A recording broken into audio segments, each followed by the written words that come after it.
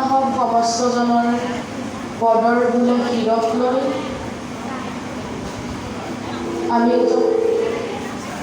আমি বৈকুণ্ঠৰ কল্পতৰু ভাগৱত শাস্ত্ৰভাগীৰ কিছু অংশৰ পাঠ পৰ্যালোচনা আগবঢ়াবলৈ সেৱা ধৰিছোঁ।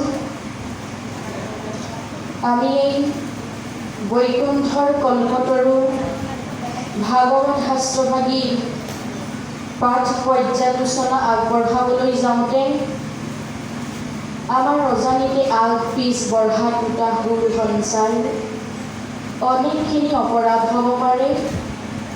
সৰ্বপৰাধ মৰিখনৰ হেতু আপোনাসৱৰ চৰণ কমলৰ যোগেদি দৈৱকীনন্দন দেও প্ৰভু ভগৱন্তৰ চৰণ কমলত সেৱা জনোৱা হৈছে। কৃষ্ণ হে কৃষ্ণ তজু পাদ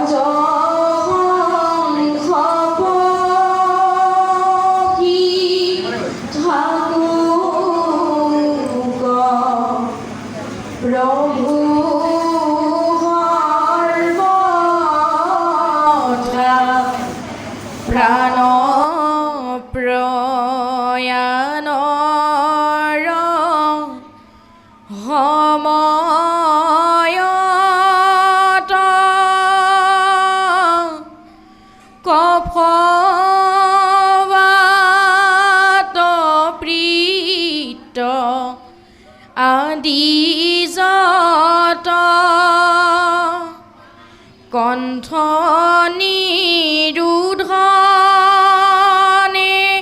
তোমাৰ স্মৰণ কথা কণ্ঠ নিৰুধনে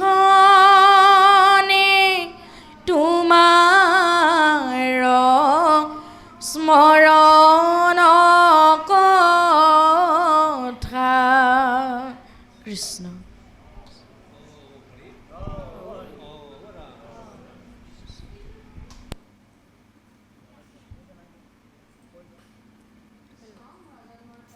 কৃষ্ণ মোৰ আজন্মৰ সেৱাস্থলীৰ বাপ সমস্ত মাতৃস্বৰূপায় সমস্ত তোমৰা সব মহা ভাগৱত নৰৰূপী নাৰায়ণ বৈকুণ্ঠৰ পাৰিষদ স্বৰূপ তোমৰা সবতে গুৰু দেৱ নাম ভকত এই চাৰি বস্তু বিৰাজমান তোমৰা সবৰ মহান আজ্ঞাৰ ভিত্তৰ কিংকৰ স্বৰূপ হৈ আমি মহা অধম মহামূৰ্হমতীয়ে বৈকুণ্ঠৰ কল্পতৰু মহাভাগৱত শাস্ত্ৰভাগী দ্বিতীয় অক্ষৰ কীৰ্তন কৰিবলৈ আগবঢ়া হৈছে। এই কাৰ্যভাগী সম্পাদন কৰিবলৈ যাওঁতে আমাৰ কায় বাক্য মন গুৰুদেৱ নাম ভকতত অনিচ্ছাকৃতভাৱে অনেকখিনি অপৰাধ ৰৈ যাব পাৰে। শত সহস্ৰ অপৰাধ মাৰ্জনৰ হেতু আমি তোমৰা সব ভকত ভগৱন্তৰ দুখানি চৰণত শিৰ সেৱা দেহা স্থাপনা কৰি মহাপুৰুষীয়া উষাৰে সেৱাখানি নিবেদন জনোৱা হৈছে। গৰ্ভত থাকোঁতে উদৰত ঘালৈ পাৱে তাৰয় অপৰাধ নধৰে যে নমাৱে তোমাৰ কুক্ষিত আমি যত চহৰাচৰ হেন জানি দুখ ক্ষমিও কদামোদৰ হেন জানি দুখ ক্ষমিও কদামোদৰ।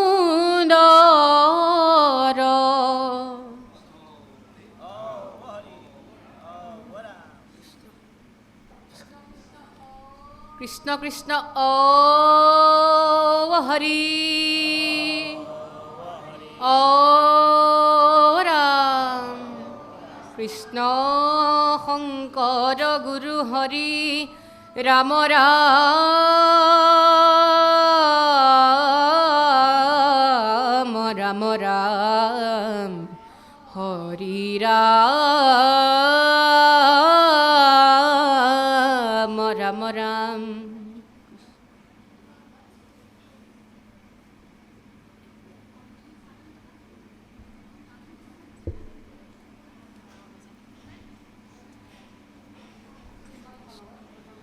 শ্ৰীমদ ভাগৱত প্ৰথম স্কন্ধ।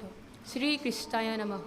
ও নমো ভগৱতে বাসুদেৱায় যন্মাদস্য য়তু অন্যায়দিতৰতঃ স্বাৰ্থেষু বিজ্ঞः স্বরাৎ তেনে ব্রহ্মহৃদয় আদিকवये মুহ্যন্তি यत्सूरयः तेजुवारी मृदं यथा वृणिमयो यत्र त्रिसर्गः मृषा धम्ना स्वेन सदा निरस्तकुहकं सत्यं परं धीमहि धर्मः प्रूजित कैतवोऽत्र परमो निरमत्सरानं सतं वेद्यं वास्तवमत्र वस्तशिवदं तपत्रयः उन्मूलनम्। श्रीमद्भगवते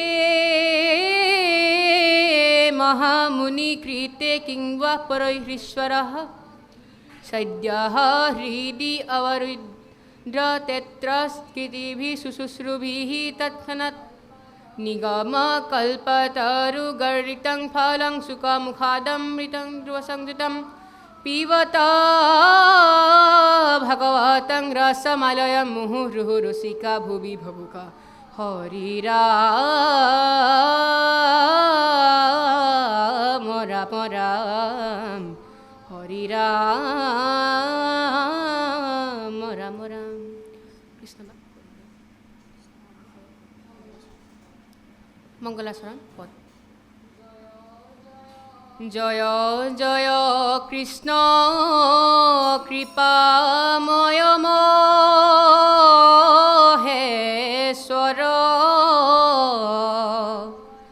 যার আজ্ঞা শিৰে বহে ব্ৰহ্মা হৰি হৰ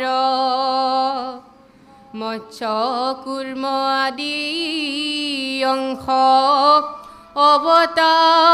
অৱতাৰ যাৰ ঈশ্বৰ কৃষ্ণক কোটি কোটি নমস্কাৰ।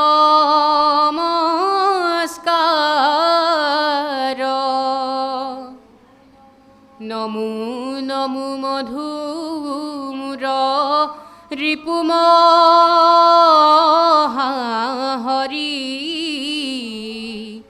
অন্তৰ্যুতম আতি হৈ যাক স্মৰি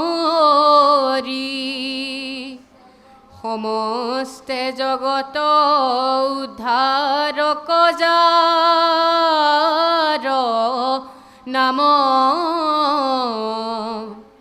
হেনয় কৃষ্ণক কৰো সহস্ৰ প্ৰণাম।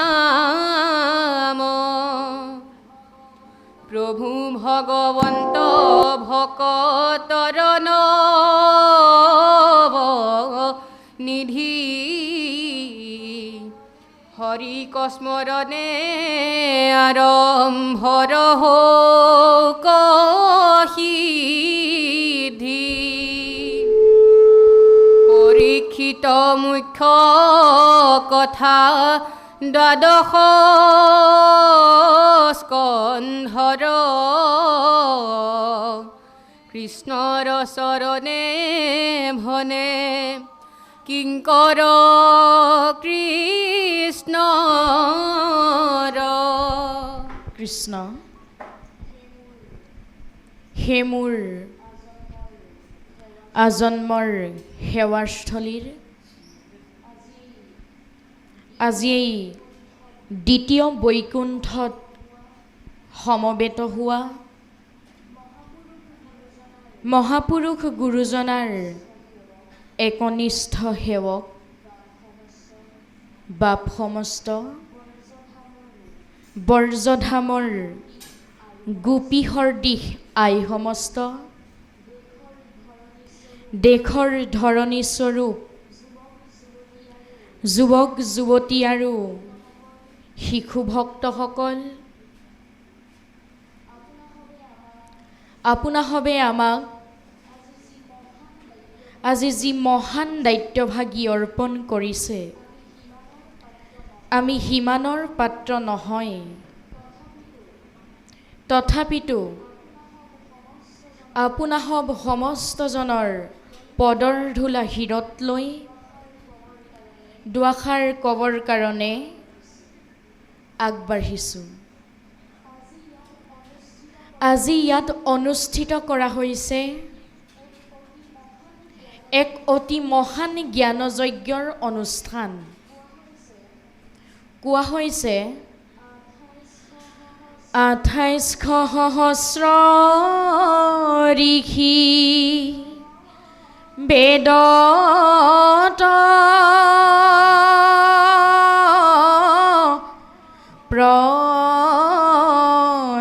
প্ৰধান বিষ্ণুৰ নৈমিষা ক্ষেত্ৰ মহাপুণ্য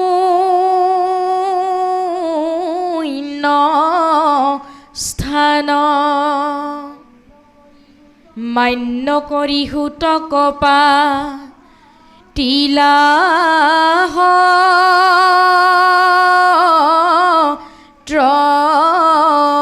তথা হৌনক প্ৰমুখ্যে শুনে ভাগৱত কথা হৌনক প্ৰমুখ্যে শুনে ভাগৱত কথা তেনে এখন নৈমিষা অৰণ্য সদৃশ এই মহান জ্ঞানযজ্ঞৰ অনুষ্ঠানভাগিত সমবেত হোৱা সমূহ বাপ আৰু আই মাতৃৰ চৰণ কমলত সেৱা জনাই আমি বৈকুণ্ঠৰ কল্পতৰু শ্ৰীমদ ভাগৱত শাস্ত্ৰভাগীৰ কিছু অংশৰ পৰ্যালোচনা আগবঢ়াবলৈ সেৱা ধৰিছোঁ কৃষ্ণ আমাৰ শ্ৰীমদ ভাগৱত শাস্ত্ৰভাগীৰ প্ৰত্যেকটি শ্লোকেই হ'ল কামধেনুৰ তুল্য যি যেনেদৰে দোহন কৰে তেনেদৰেই পাই যায় শ্ৰীমদ ভাগৱত শাস্ত্ৰৰ মংগলাচৰণ শ্লোকৰ প্ৰথম শব্দটিতেই দৈৱকী নন্দন প্ৰভু ভগৱন্তৰ কৃষ্ণৰ মহিমা বৰ্ণনা কৰিছে ইয়াত উল্লেখ কৰিছে জন্মাদস্য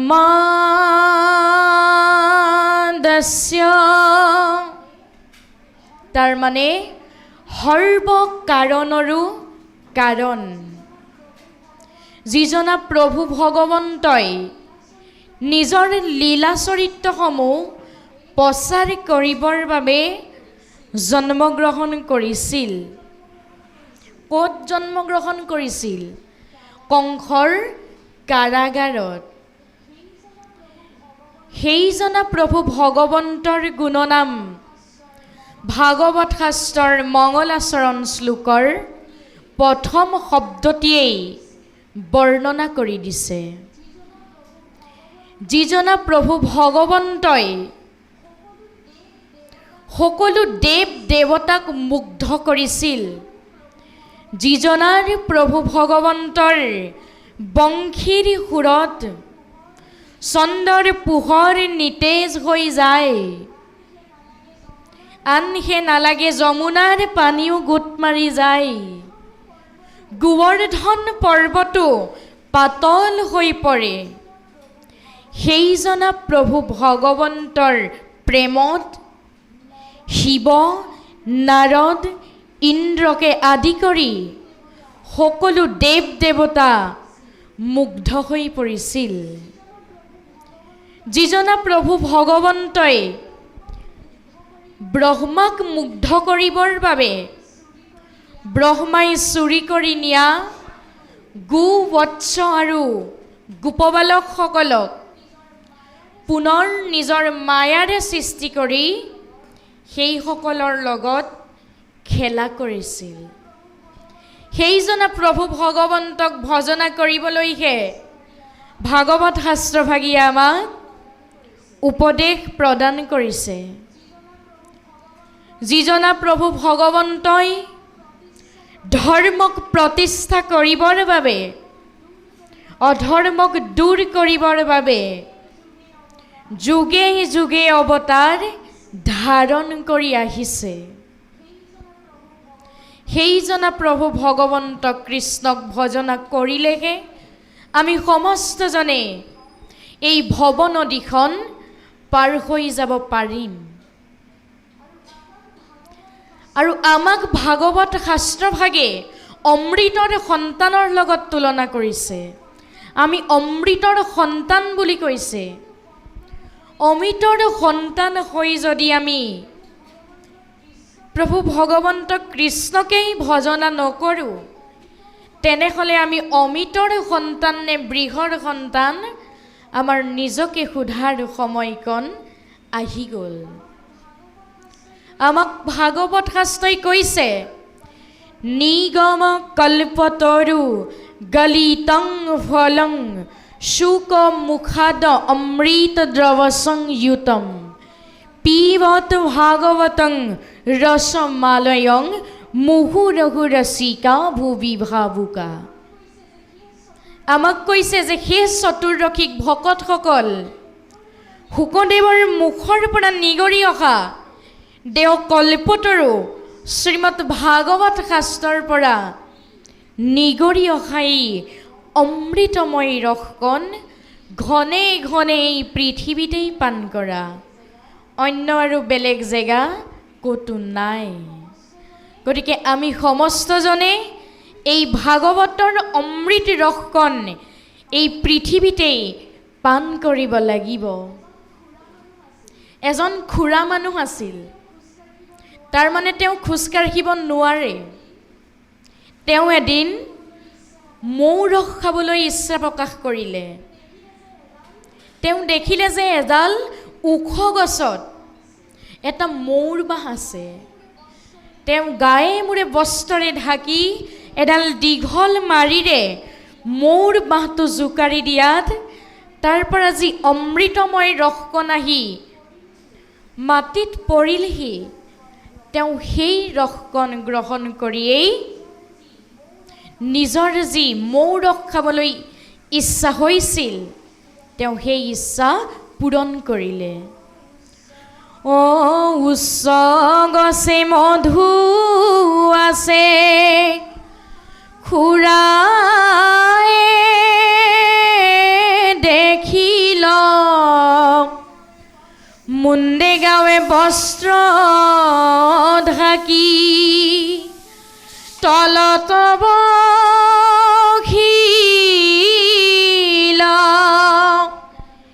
দীৰ্ঘ দাণ্ডি ধৰি এক ভৃতি বিদাৰিয়া যি কিছু পৰয় তুষ্ট হুৱে তাক পিয়া যি কিছু পৰয় তুষ্ট হুৱে তাক পিয়া। যেনেকৈ সেই খুৰা মানুহজনে সেই অমৃতময় মৌ ৰসকণ খাই নিজৰ ইচ্ছা নিজৰ হেঁপাহ পলুৱাব পাৰিলে, আহকচোন আমি সমস্তয়ো এই বৈকুণ্ঠৰ কল্পতৰু ভাগৱত শাস্ত্ৰভাগীৰ অমৃতময় ৰসকণ পান কৰোঁ। কৃষ্ণ।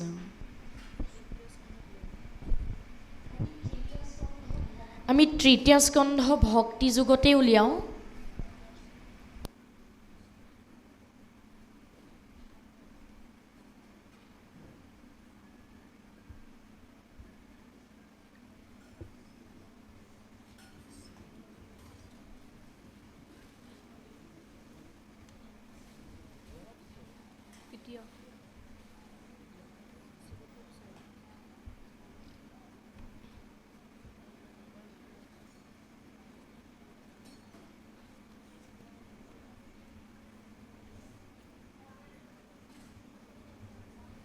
কি কৈছিলে?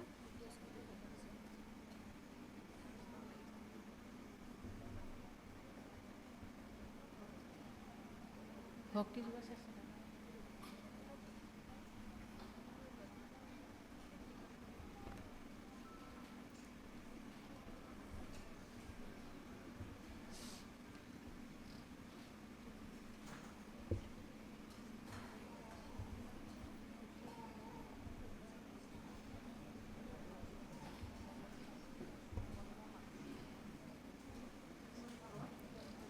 শ্ৰীমদ ভাগৱত তৃতীয় স্কন্ধ ভক্তিযুগ ছবি। ভগৱন্ত নিগদতি শুনামাৱ দেৱহুতি, এহি ধ্যান যিটো মুক্ত ভৈলা, দেহা কোনে দেখে আৰু কিবা আহে কিবা যায়, কিবা আসনত বহি ৰৈলা, যেন মধ্য মাতুৱাল কতিৰ বস্ত্ৰ কুশিতো, আছে নাই একো নজানয়, যাবে পূৰ্ব কৰ্ম থাকে তাবে প্ৰাণ ইন্দ্ৰ সমেঁ, দেহা পুনু নাশনু কয়, পাছে কৰ্ম নাশ ভৈলে ভৌতিক শৰীৰ পৰে, তেৱে যোগী ব্ৰহ্ম তমিলয়, এৰায়া সংসাৰৰ দুখ, লভে ব্ৰহ্মানন্দ সুখ, যেন জলে জল প্ৰৱেশয়, এহি বুলি কৃপাময় মৌনে ৰহিল অন্ততয়, দেখি দেৱী পুচন্ত দুনাই, আৱে বাপ ভক্তি যুগ বিস্তাৰি কহি মুক, যেন মতে বুজো অভিপ্ৰায়, আৰু জীৱ সমস্তৰ বিবিধ সংসাৰ যেন, তাকো তাকো কয়ো প্ৰপঞ্চী আমাত, যাহাক জানিলে লোক সমস্ত পাপত হন্তে, বিৰকতি হৈবেক সাক্ষাৎ। কৃষ্ণ। এতিয়া যি তৃতীয় স্কন্ধ ভক্তি যুগ পাঠ হৈছে, এই ভক্তি যুগত কপিল প্ৰভুৱে মাতৃ দেৱাহুতি আগত ভক্তিৰ ওপৰত বৰ্ণনা কৰি কৈ আছে, বিশ্লেষণ কৰি কৈছে। দেৱাহুতি আয়ে কপিল প্ৰভুক কৈছে, যিহেতু দেৱাহুতি আই এগৰাকী ভক্তি মাতৃ, গতিকে তেওঁ কপিল প্ৰভু ঈশ্বৰ জ্ঞান কৰে। ভক্তি মাতৃসকলে নিজৰ সন্তানকো ঈশ্বৰৰ জ্ঞান কৰে। দেৱাহুতি আয়ে কপিল প্ৰভুক ভক্তিৰ ওপৰত বিস্তাৰিতভাৱে ক'বলৈ অনুৰোধ জনাইছে। কপিল প্ৰভুৱেও সকলোখিনি কথা আই দেৱাসুতিৰ আগত বিস্তৃতভাৱে বৰ্ণনা কৰি দিছে। এতিয়া এই যে ভক্তি প্ৰধানত দুই প্ৰকাৰ, সগুণ ভকতি আৰু নিগুণ ভকতি। সগুণ ভকতি একাশীবিধ আৰু নিৰ্গুণ ভকতি হ'ল এবিধ। এতিয়া এই ভক্তি যুগত অতি সুন্দৰভাৱে উল্লেখ কৰা আছে, পৰক মাৰিবে প্ৰতি মনত সংকল্প কৰে, দম্ভ বা মৎসৰ আতিশয়, এহিমতে ভক্তিমূত কৰিলে তামসয়, ক্ৰোধ ভেদ তিনিতে আশ্ৰয়,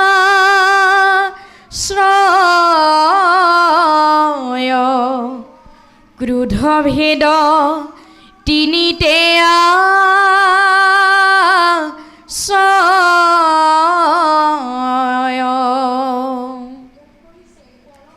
ইয়াত কৈছে পৰক মাৰিবে প্ৰতি, কাৰোবাক মাৰিবৰ বাবে মনত সংকল্প কৰে, মনত সংকল্প লয়, দৃঢ় হয়, দম্ভ বা মৎসৰ আতিশয়, অহংকাৰ আৰু পৰশ্ৰী কাতৰভাৱে, এহিমতে ভক্তিমূত কৰিলে তামস হয়, ক্ৰোধ ভেদ তিনিতে আশ্ৰয়। ধৰি লওক আপুনি ওচৰৰ গাঁও এখনলৈ গৈছিল, কিবা কাৰণত আপোনাৰ লগত কাৰোবাৰ মনোমালিন্য ঘটিলে, আপুনি সকলোবিলাক সহি সামৰি ঘৰলৈ গুচি আহিলে। ঘৰত আহি প্ৰভু ভগৱন্তক কৈছে যে প্ৰভু, তেওঁ যেনেকৈ মোক আজি অপমান কৰিলে, ময়ো যাতে তেওঁক এদিন নহয় এদিন অপমান কৰাৰ সুযোগকণ পাওঁ, তুমি মোক সেইটোহে কৃপা কৰা প্ৰভু। এই ভাৱটো লৈ যিজনে প্ৰভু ভগৱন্তক ভজনা কৰে, সেই ভাৱটোক কৈছে তামসিক ভক্তি। আমি তামসিক ভক্তি কৰিলে ঈশ্বৰ কৃষ্ণক কেতিয়াও বিচাৰি নাপাওঁ। আকৌ কৈছে বিষয়ত কৰি আশা যশবা ঐশ্বৰ্য চাৱে, প্ৰতিমাত মুহুক পূজয়, তিনিও প্ৰকাৰে ইটো ৰাজস ভকতি মাত্ৰ, তজু আগে কহিলো নিশ্চয়,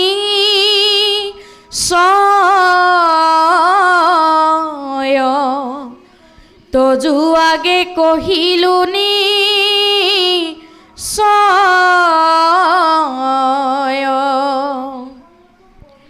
বিষয়ত কৰি আশা যশবা ঐশ্বৰ্য চাৱে, প্ৰতিমাত মহুক পূজয়। যদি আমি প্ৰভু ভগৱন্তৰ ওচৰত কেৱল মাত্ৰ ধনং দেহি, বিদ্যাং দেহি, যশং দেহি, পুত্ৰং দেহি, এইবিলাক ভাৱনা লৈ যদি আমি প্ৰভু ভগৱন্তক ভজনা কৰোঁ, সেই ভাৱটোক কোৱা হৈছে ৰাজসিক ভক্তি। আমি ৰাজসিক ভক্তি কৰিলে প্ৰভু ভগৱন্ত কৃষ্ণক কেতিয়াও বিচাৰি নাপাম। কিন্তু একান্ত ভকতসকলে ৰাজসিক ভক্তি নকৰে। তাৰ এটি সুন্দৰ প্ৰমাণো আছে, প্ৰসংগক্ৰমে ক'ব লগা হৈছে। যেতিয়া কুৰুক্ষেত্ৰ যুদ্ধৰ পাছত প্ৰভু ভগৱন্তই পঞ্চ পাণ্ডৱৰ ওচৰৰ পৰা বিদায় লৈ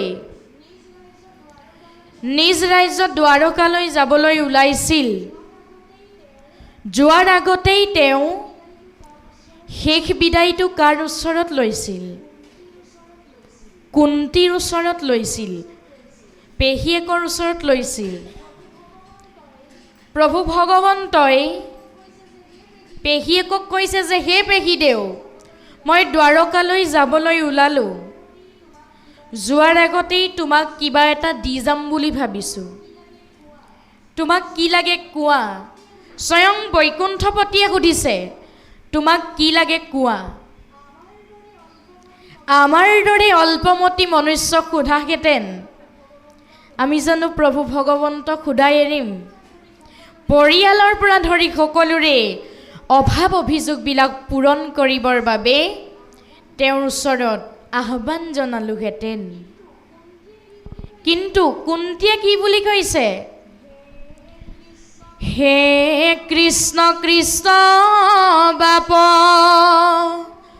কৰো প্ৰণিপাত, পৰম ঈশ্বৰ তুমি জানিলো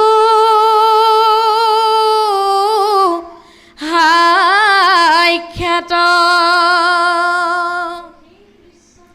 যে সেই কৃষ্ণ কৃষ্ণ বাপ কৰো প্ৰণিপাত, পৰম ঈশ্বৰ তুমি জানিলো সাক্ষাৎ।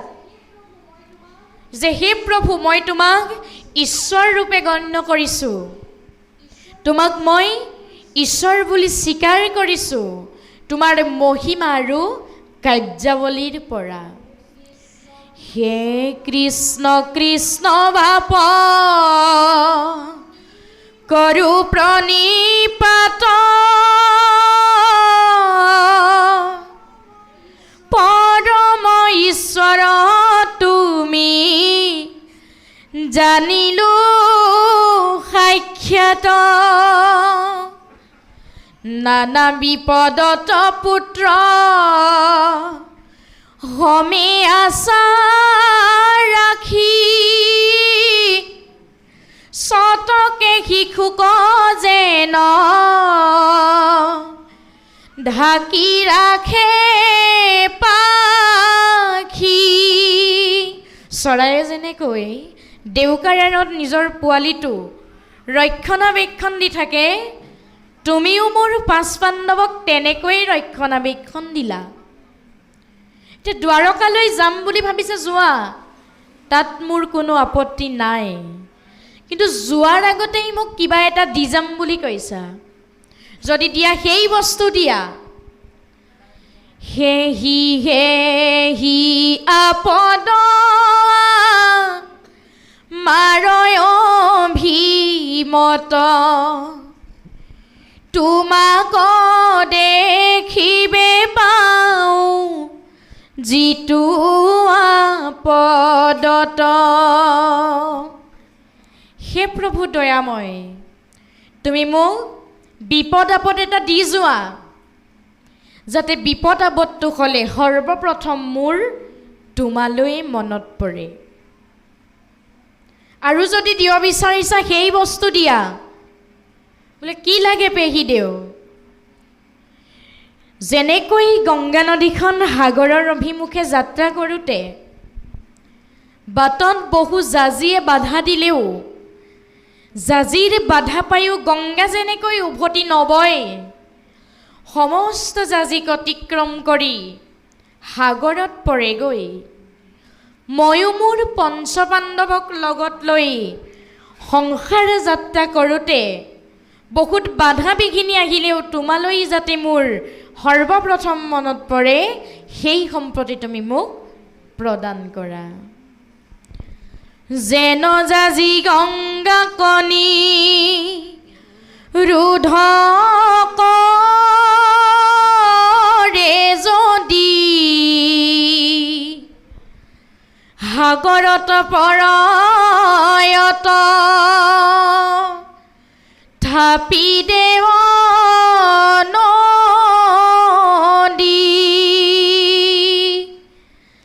হেহিমতে বিঘিনি কোন গণি মূৰ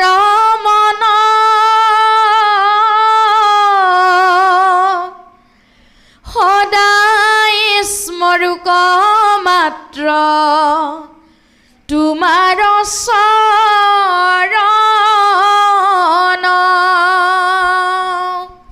হে প্ৰভু, যিমান বাধা বিঘিনি আহিলেও সৰ্বপ্ৰথম তোমালৈ যাতে মোৰ মনত পৰে, সেই সম্প্ৰতিহে তুমি মোক প্ৰদান কৰা। ক'ব লগা বহুত আছিল, বিদায়ৰ সময়ত ভাষাৰ অভাৱ। একো কহিবা কমই নপাৰোঁ সম্প্ৰতি, যেই লাগে কৰা দেৱ অগতিৰ গতি। হে প্ৰভু দয়াময়, যিমানখিনি ক'ব লগা আছিল মই ক'লোঁ, যে তুমি যি কৰা সেইটো তোমাৰ ইচ্ছা। কুন্তীৰ ভক্তিভাৱত দ্বাৰকালৈ যাব খোজা কৃষ্ণও আপ্লুত হৈ গৈছে। তাৰ পাছত কৃষ্ণই কৈছে, তেনেহ'লে পেহীদেউ নাযাওঁৱেই দিয়া। অ' নাযাইব দ্বাৰকা বুলি পালতি হৰি, দুনাই গৃহে প্ৰখিলা কোন টিকয়া কৰি।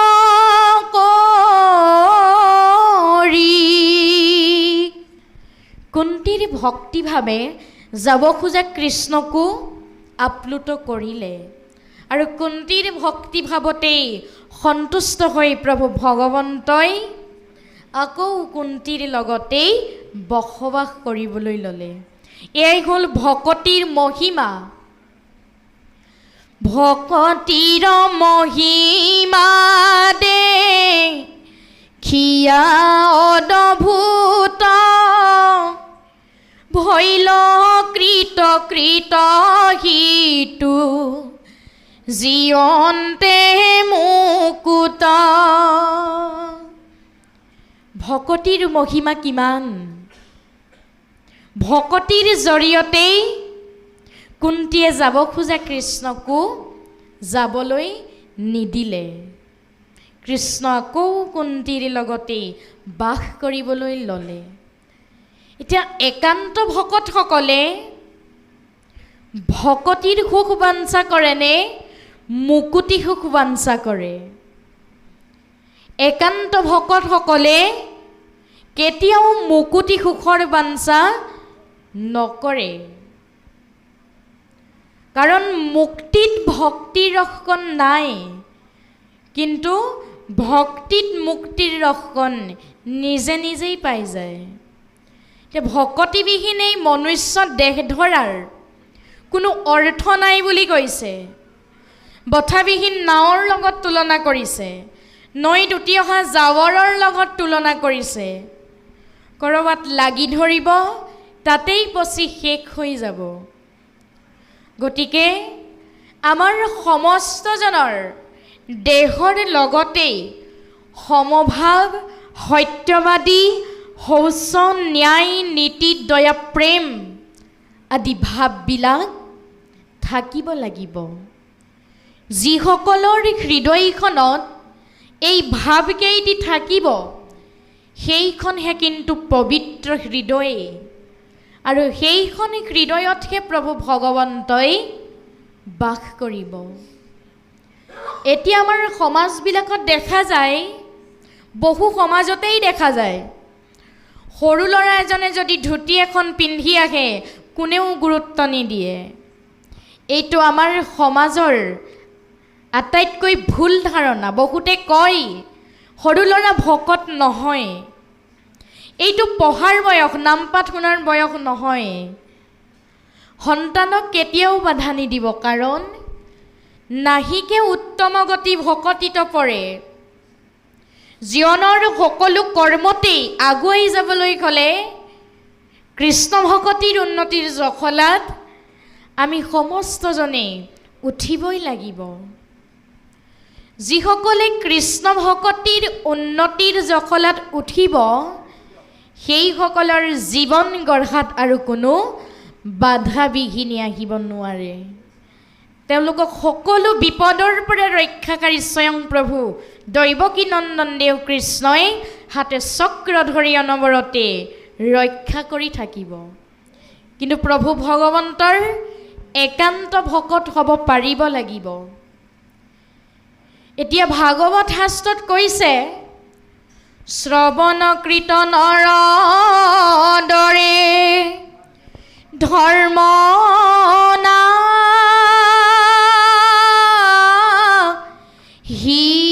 হিয়ান কৈলো সত্যৰ শৈশৱ কতিম জ্ঞান। শ্ৰৱণ কীৰ্তনৰ বাহিৰে আৰু অন্য কোনো দিশে আমাক গতি দিব নোৱাৰে। আমি শ্ৰৱণ কীৰ্তনৰ যোগেদিহে প্ৰভু ভগৱন্তক বিচাৰি পাম। প্ৰভু ভগৱন্তক আমাক ধ্যান কৰিবলৈ কৈছে। ক'ত ধ্যান কৰিবলৈ কৈছে? হৃদয়ত ধ্যান কৰিবলৈ কৈছে। আমাৰ সমস্তজনকে কৃষ্ণৰ চৰণ যুগলক হৃদয়ত ধ্যান কৰিবলৈ কৈছে। তেতিয়াহে প্ৰভু ভগৱন্তক আমি সমস্তই বিচাৰি পাম। এতিয়া আমাৰ আইসকলৰ জীৱনটো অতিকৈ বৈচিত্ৰ্যময় জীৱন, অতিকৈ কৰ্মময় জীৱন। যিহেতু মাতৃবিহীনেই পৃথিৱীখন অন্ধকাৰ, সেইবাবে প্ৰভু ভগৱন্তই পৃথিৱী সৃজন কৰাৰ আগতে প্ৰকৃতিও সৃজন কৰিছে। প্ৰকৃতিবিহীন এই সংসাৰখন অসাৰ।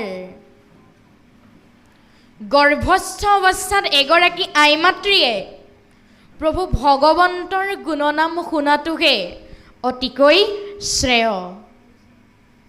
কাৰণ মাতৃৰ আদৰ্শই হ'ল সন্তানৰ আদৰ্শ। তাৰ বহুত প্ৰমাণো আছে। কায়াধুৱে ভক্ত প্ৰহ্লাদ গৰ্ভত থাকোঁতে প্ৰভু ভগৱন্তৰ গুণনাম দেৱৰ্ষি নাৰদৰ মুখেৰে অনবৰতে শুনি থাকোঁতে জন্ম হৈ ভক্ত প্ৰহ্লাদ বিষ্ণুৰ পৰম ভক্ত হ'ল। অভিমন্যু আকৌ মাতৃৰ গৰ্ভত থাকোঁতে পিতৃ অৰ্জুনৰ মুখেৰে কেনেকৈ চক্ৰবেহুত প্ৰৱেশ কৰিব লাগে এই বিষয়ে জ্ঞান লাভ কৰিছিল। কিন্তু কেনেকৈ সেই বেহুৰ মাজৰ পৰা ওলাব লাগে এই কথা শুনাৰ আগতেই মাতৃ নিদ্ৰা গৈছিল। সেইবাবে অভিমন্যুৱে অকালতে মৃত্যুক সাৱটি ল'বলগীয়া হ'ল। গতিকে আমাৰ আই মাতৃ সমস্ত ইয়াত যিখিনি কথা শুনিছে একান্ত মনে শুনিব। নুশুনে পৰম শাস্ত্ৰ গীতা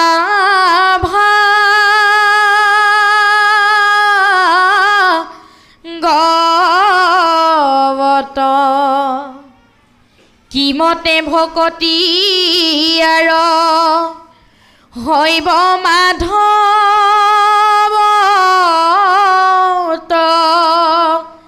কিমতে ভকতি আৰ হৈব মাধৱত। আমি যদি গীতা ভাগৱতৰ অমৃতময় বাণীসমূহ একান্ত মনেৰে যদি শ্ৰৱণ কীৰ্তন নকৰোঁ তেনেহ'লে ক'ব পাৰিমনে যে কৃষ্ণৰ চৰণত ভকতি হৈছে বুলি? কেতিয়াও নোৱাৰোঁ। আমাৰ ধৰ্মৰ অবিহনে ধ্যান ধাৰণা বিশ্বাস একোৰেই যুক্তি নাই। য'ত ধৰ্ম নাই তাত কোনো নিয়ম নাই, য'ত নিয়ম নাই তাত কোনো শৃংখলা নাই। শৃংখলাবিহীন সমাজৰ আয়ুস কচুপাতৰ পানীৰ দৰে। কেতিয়া পৰি যাব কোনেও একো গমকেই নাপাব। কৃষ্ণৰ চৰণ চিন্তি বেক হৃদয়ত আচন্ত ঈশ্বৰ হৰি সমস্ত ভূতত। আমি দৈৱকীনন্দন কৃষ্ণ তেওঁক সেই ভজনা কৰিব লাগে, যিজনা প্ৰভু ভগৱন্ত সকলো ভূততে সকলো প্ৰাণীতেই সমভাৱে বিস্তৃত হৈ আছে, যিজনা প্ৰভু ভগৱন্তই ধৰ্মক প্ৰতিষ্ঠা কৰিবলৈ যুগে যুগে অৱতাৰ ধাৰণ কৰি আহিছে।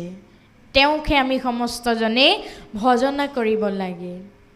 যিসকলে কৃষ্ণক ভজনা কৰিব তেওঁলোকক প্ৰভু ভগৱন্তই গাই গৰুৱে যেনেদৰে নিজৰ পোৱালিটোৰ পাছে পাছে ঘূৰি পোৱালিটোৰ ৰক্ষণাবেক্ষণ দি থাকে, ঠিক তেনেদৰে প্ৰভু ভগৱন্তয়ো একান্ত ভকতসকলক তেনেদৰেই ৰক্ষণাবেক্ষণ দি থাকে।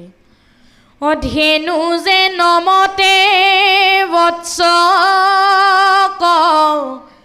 পালয়, তুমি হে হিমতে ভকত কপালাৰাম,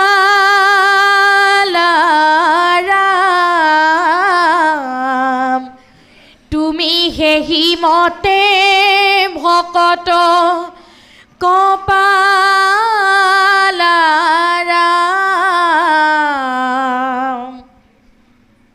এতিয়া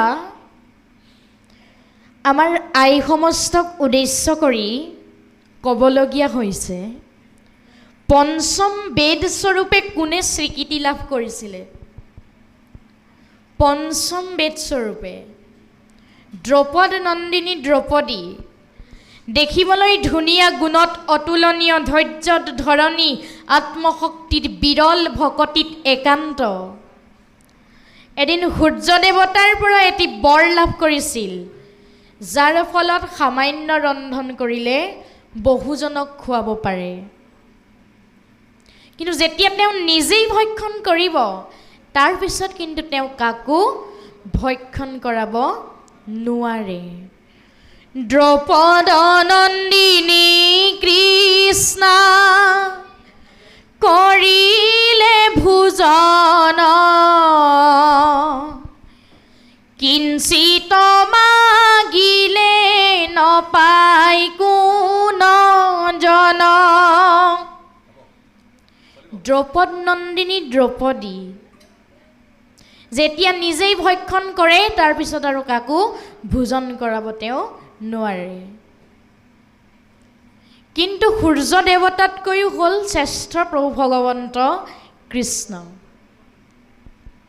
এবাৰ দুৰ্যোধনৰ কুটবুদ্ধিত পৰি ঋষি দুৰ্বাসাই বনবাসী পাণ্ডৱৰ গৃহৰ ফালে ভোজনৰ অৰ্থে লগত 10,000 শিষ্যসহ গমন কৰিছে। ইতিমধ্যে সন্ধ্যা সময় হ'ল, দ্ৰৌপদীয়ে আহাৰ ভক্ষণ কৰিলে। যেতিয়া তেওঁ নিজে আহাৰ ভক্ষণ কৰিলে, ইয়াৰ পাছত আৰু কাকো ভোজন কৰাব নোৱাৰে। দ্ৰৌপদী মহা চিন্তাত পৰি গ'ল, যদিহে আজি ঋষি দুৰ্বাসাক তেওঁ ভোজন কৰাব নোৱাৰে, দুৰ্বাসা ঋষিয়ে শাপ দি তেওঁলোকৰ পঞ্চ পাণ্ডৱক নাশ কৰি দিব। অতি ভক্তিভাৱেৰে দ্ৰৌপদীয়ে উপায় বিচাৰিলে। ভক্তিভাৱেৰে দ্ৰৌপদীয়ে আচল পেলাই প্ৰভু ভগৱন্তক ভজনা কৰিছে। কি বুলি ভজনা কৰিছে? হে কৃষ্ণ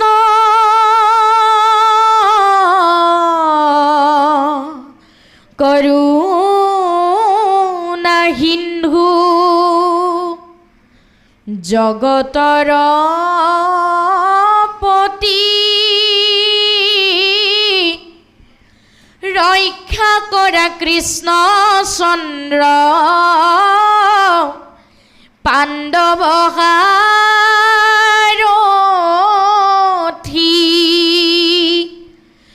ৰক্ষা কৰা কৃষ্ণ চন্দ্ৰ,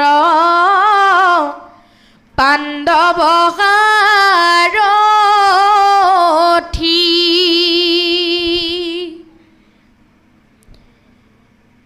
যেতিয়া এই বুলি তেওঁ কৃষ্ণক ভজনা কৰিলে, তেতিয়া বৈকুণ্ঠপতি কৃষ্ণ বৈকুণ্ঠত ৰৈ থাকিব নোৱাৰিলে। তেওঁ আহি দ্ৰৌপদীৰ ওচৰ পালেহি আৰু তেতিয়া দ্ৰৌপদীয়ে প্ৰভু ভগৱন্তক সেৱা জনাই কৈছে যে প্ৰভু তুমি সকলোবিলাক জানাই, তুমি অন্তৰ্যামী, কি হৈছে কি নাই। যিহেতু মই এতিয়া ভোজন কৰিলোঁ, এতিয়াতো মই দুৰ্বাসা ঋষিক ভোজন কৰাব নোৱাৰোঁ। তুমি মোক এই মহা সংকটৰ পৰা ৰক্ষা কৰা প্ৰভু। কৃষ্ণই ঋষি দুৰ্বাসা আৰু সেই শিষ্যসকলৰ ভোজনৰ দায়িত্ব নিজেই লৈছে, কিন্তু কৃষ্ণ নিজেই ভোকতাতুৰ হৈ আছে। দ্ৰৌপদীক সামান্য অন্ন বিচাৰিলে। আই মাতৃ সমস্তক কৈছোঁ যে সেই আই মাতৃ সমস্ত আপোনাসৱে ৰন্ধন পাত্ৰটি কেতিয়াও খালী কৰি নথব, কাৰণ প্ৰভু ভগৱন্তই কেতিয়া কি ৰূপত কাৰ কি পৰীক্ষা লয় কোনেও ক'ব নোৱাৰে। দ্ৰৌপদীয়ে অতি ভক্তিভাৱেৰে কৃষ্ণৰ চৰণ কমলত সেই শূন্য পাত্ৰটি আগবঢ়াই দিলে। যেতিয়াই দ্ৰৌপদীয়ে সেই শূন্য পাত্ৰটি কৃষ্ণৰ চৰণত সমৰ্পণ কৰি দিলে, তাত আছিল দ্ৰৌপদীৰ কৃষ্ণৰ প্ৰতি থকা একান্ত প্ৰেম, ভক্তি আৰু বিশ্বাস, যাৰ ফলতেই সেই পাত্ৰটিত লাগি থকা কণটি অনন্তলৈ পৰিণত হৈ গ'ল আৰু কৃষ্ণৰ ভোক গুচি গ'ল। যেতিয়াই কৃষ্ণৰ ভোক গুচি গ'ল, ঋষি দুৰ্বাসা আৰু সেই শিষ্যসকলৰো ভোক আঁতৰি গুচি গ'ল। ইয়াতেই প্ৰমাণ হৈছে যে ভকতিৰ কিমান মহিমা। ভকতিৰ জৰিয়তেই দ্ৰৌপদীয়ে সেই মহা সংকটৰ পৰা নিজকে ৰক্ষা কৰিব পাৰিলে।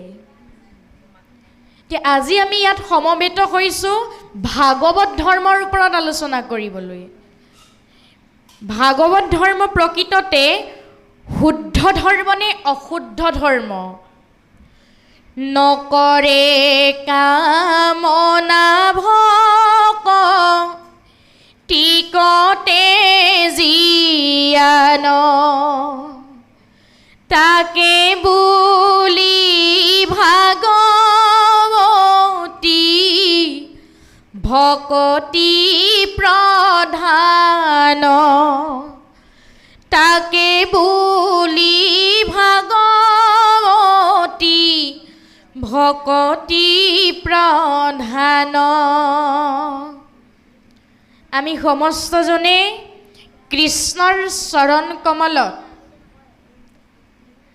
কায় মন বাক্যে একান্তভাৱে সুদৃঢ় বিশ্বাসে তেওঁৰ চৰণ কমলত শৰণাপন্ন হ'লেহে প্ৰভু ভগৱন্তই আমাৰ এই দেহটোৰ দায়িত্ব ল'ব। আমি কৃষ্ণৰ চৰণ কমলত আমাৰ কামনা বাসনাবিলাক ত্যাগ কৰি দিব লাগিব। যিসকলে কামনা বাসনা ত্যাগ কৰি দিব নোৱাৰে, সেইসকল কিন্তু একান্ত ভকত হ'ব নোৱাৰে। একান্ত ভকতৰ কাম কি?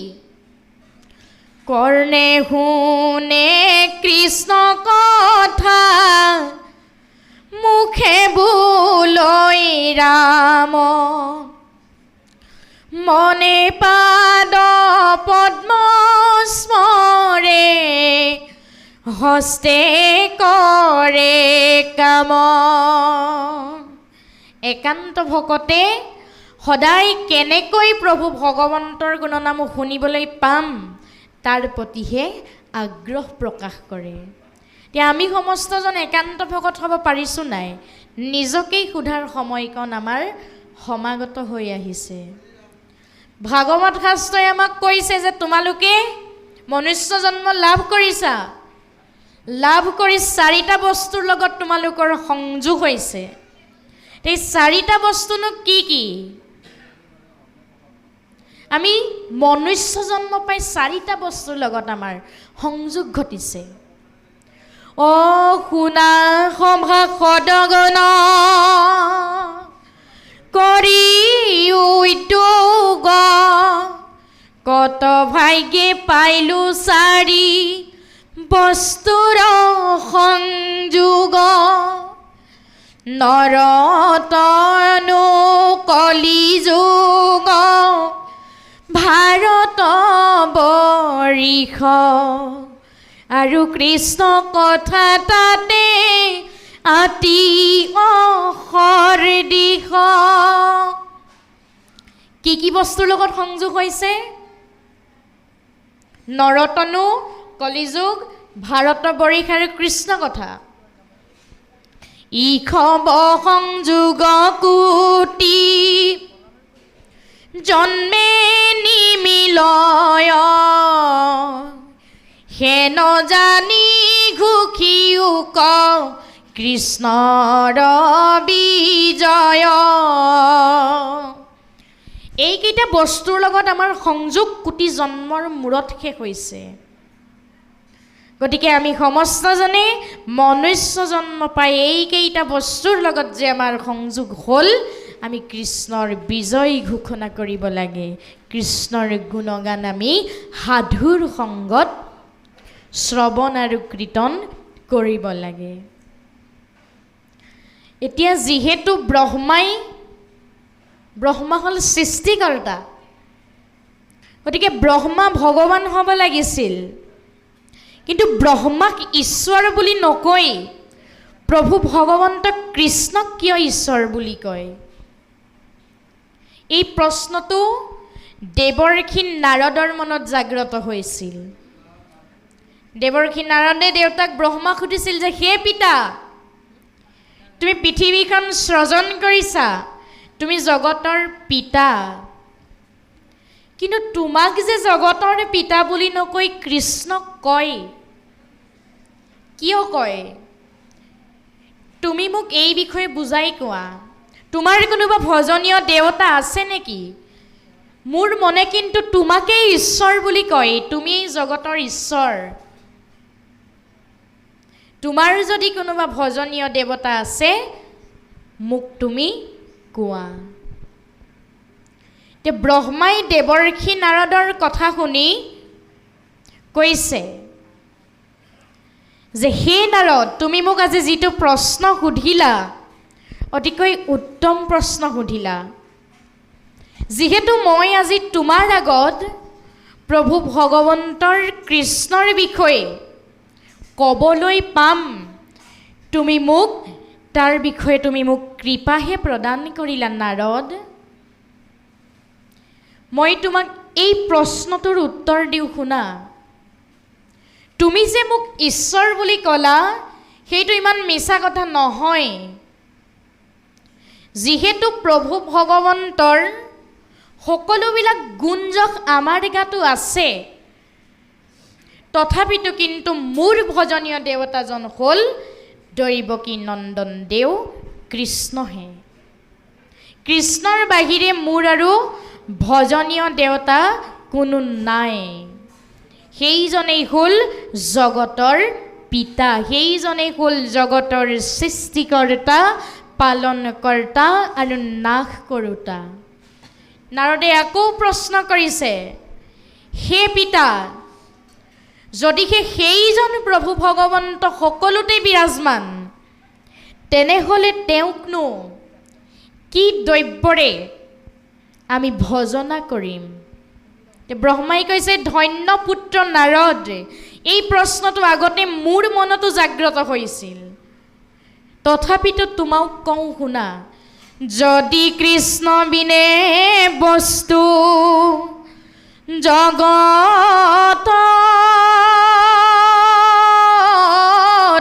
নাই, কৃষ্ণময় দ্ৰব্য যজু কৃষ্ণ কহদাই।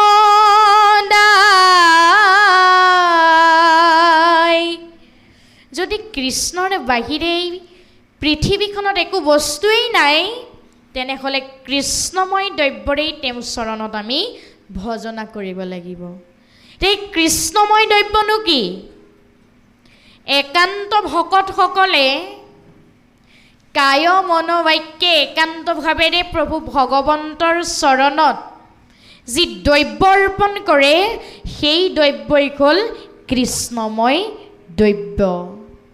গতিকে কৃষ্ণময় দ্ৰব্যৰ জৰিয়তেহে আমি প্ৰভু ভগৱন্ত কৃষ্ণক ভজনা কৰিব পাৰিম। এতিয়া ভাগৱত ধৰ্মৰ বাহিৰে ভগৱন্তৰ গুণকীৰ্তন কৰিব পৰা দ্বিতীয়টো আৰু উত্তম ধৰ্ম পৃথিৱীত নাই। সেইবাবে প্ৰহ্লাদে শিশুসকলক উদ্দেশ্য কৰি কৈ থৈ গ'ল, হেন জানি শিশু হব এৰা নকৰ্ম ধৰিও কুমাৰ কালে ভাগৱত ধৰ্ম ধৰিও কুমাৰ কালে ভাগৱত ধৰ্ম। আমি সমস্তজনে শিশুকালৰ পৰাই আমাৰ মনটো ভাগৱত ধৰ্মৰ প্ৰতি আকৃষ্ট কৰি থ'ব পাৰিব লাগিব। এতিয়া আমাৰ মনটো হেনো ইন্দ্ৰিয়বিলাকৰ অধীন, যতে কয় ইন্দ্ৰিয়গণ মনৰ অধীন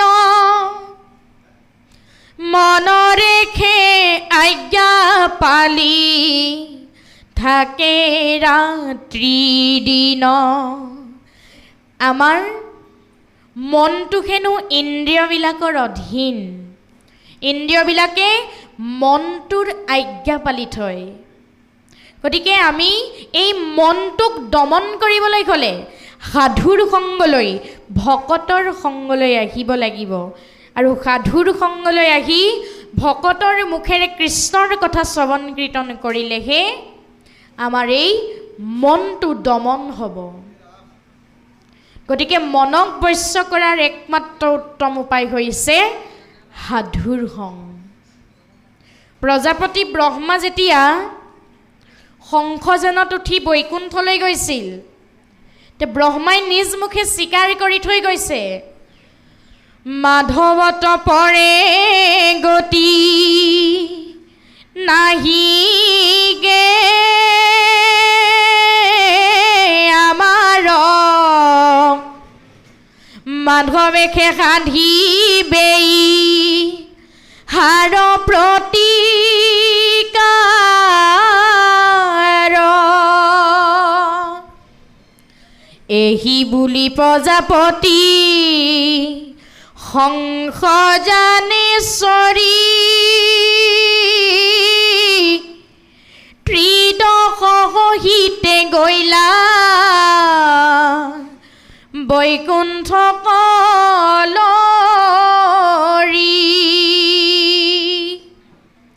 ব্ৰহ্মাই অতি সুন্দৰভাৱে কৈ থৈ গ'ল কলিযুগৰ মনুষ্যসকলক উদ্দেশ্যি যে কৃষ্ণৰ বাহিৰে গতি দিওঁতা আৰু দ্বিতীয়জন কোনো নাই, যাৰ মায়াময়টো জগত সৃজন ত্ৰাহি ত্ৰাহি হুয়া হৰি আমাত প্ৰসন্ন। যিজনা প্ৰভু ভগৱন্তই এই মায়াময় জগতখন সৃষ্টি কৰিছে, সেইজনা প্ৰভু ভগৱন্তৰ শ্ৰী চৰণ কমলতহে আমি সমস্তজন শৰণাপন্ন হ'ব লাগিব। তেতিয়াহে প্ৰভু ভগৱন্তই হাতে চক্ৰ ধৰি আমাৰ সমস্তজনকেই ৰক্ষা কৰি থাকিব।